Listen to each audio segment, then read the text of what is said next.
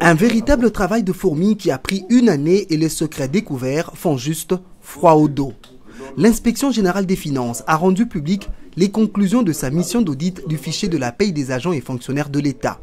C'était lors d'une réunion tenue ce jeudi 27 avril devant les responsables de la paye des différents services de l'État, notamment les forces armées de la République, la police nationale congolaise, le SECOP et les secrétaires généraux de l'administration publique. De ce travail de titan abattu par l'IGF, il ressort des cas d'irrégularité graves. L'Inspection générale des finances vient de constater les cas ci-après.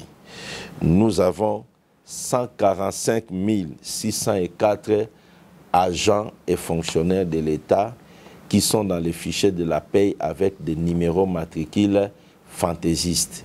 Deuxièmement, nous avions constaté les cas de 53 328 agents et fonctionnaires qui disposent de plus de 2 numéros matricules dans les fichiers.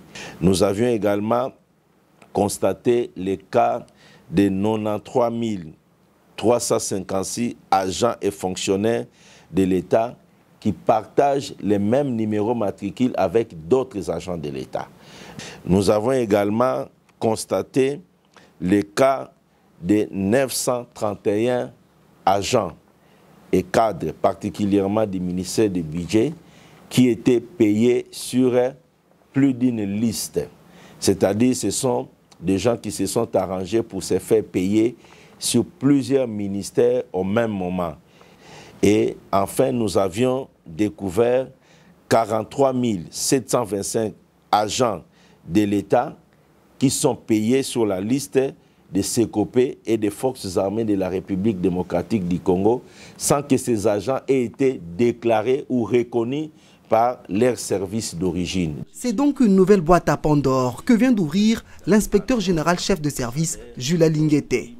Suite à ces fraudes massives, le Trésor public accuse tous les mois un manque à gagner d'environ plus de 148 milliards de francs congolais. Pour l'IGF, ces cas d'irrégularité seront désactivés en toute urgence et les fraudeurs mis à la disposition de la justice.